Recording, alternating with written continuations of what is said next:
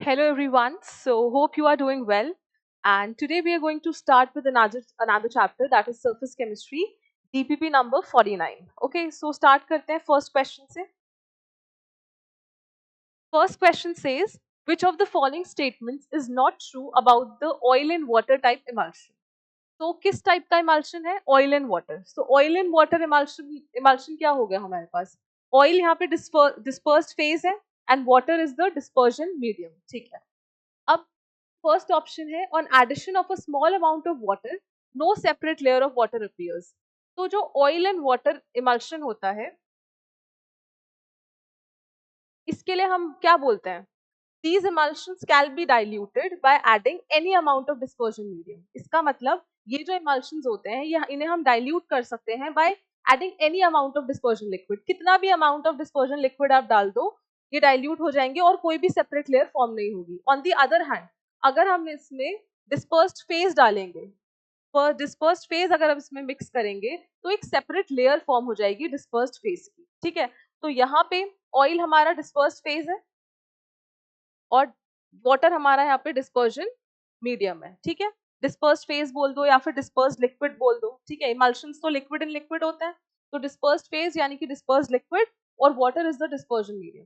तो अगर इन इमल्शंस को हम डाइल्यूट करेंगे डिस्पर्जन मीडियम के साथ, तो कोई सेपरेट लेयर फॉर्मेशन नहीं होता. वेयरएज अगर हमने इस इमल्शन को डिस्पर्स्ड फेज के साथ मिक्स किया, डिस्पर्स्ड फेज हम और ऐड कर रहे हैं, तो डिस्पर्स्ड फेज की एक सेपरेट क्या दिखाई देगी? हमें एक लेयर नजर आएगी.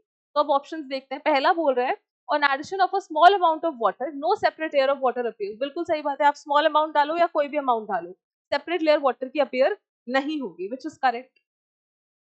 आपको तो इनकरेक्ट बताना है ना. ओके. सेकंड है, on addition of oil a separate layer of oil is form. बिल्कुल सही बात. हमने क्या बोला? अगर डिस्पर्स्ड फेज की हम थोड़ी भी क्वांटिटी डालेंगे तो उसकी एक सेपरेट लेयर फॉर्म हो जाएगी. तो ऑयल की एक सेपरेट लेयर फॉर्म हो जाएगी. This is correct. C option है, the addition of an electrolyte causes the conductivity of the emulsion to increase. ठीक है. अगर हम इलेक्ट्रोलाइट डालेंगे तो इससे इमल्शन की कंडक्टिविटी इंक्रीज हो जाएगी. इमल्शन में जो ऑयल ड्रॉपलेट्स होते हैं, those oil droplets are basically negatively charged. ठीक है. तो हम इलेक्ट्रोलाइट डालेंगे तो नेगेटिवली चार्ज आयंस का क्या हो जाएगा? प्रेसिपिटेशन.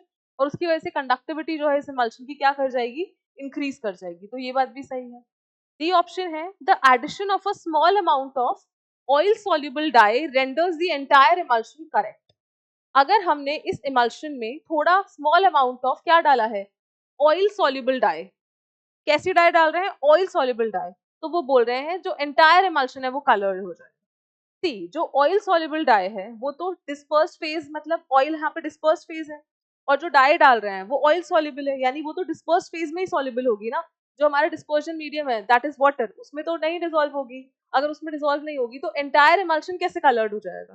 पूरा इमल्शन हमारा कलर्ड होगा ही नहीं. So this statement is absolutely wrong. तो हमें इनकरेक्ट बताना है, तो वो ऑप्शन नंबर डी हो जाएगा. ठीक है. आई होप कुछ क्लैरिटी मिली होगी. और एक और चीज, सरफेस केमिस्ट्री अगर हमें अच्छा करना है तो एनसीईआरटी पढ़ना होगा. एनसीईआरटी की एक एक लाइन क्वेश्चंस में आ जाती है, तो आई वुड रेकमेंड कि सरफेस केमिस्ट्री अगर इन क्वेश्चंस को आप करें उससे पहले एक बार एनसीईआरटी को अच्छी डिटेल से पढ़ लें, क्योंकि एक एक लाइन एनसीईआरटी से बेस्ड उठ के ही आती है क्वेश्चन. ऑलराइट. ठीक है.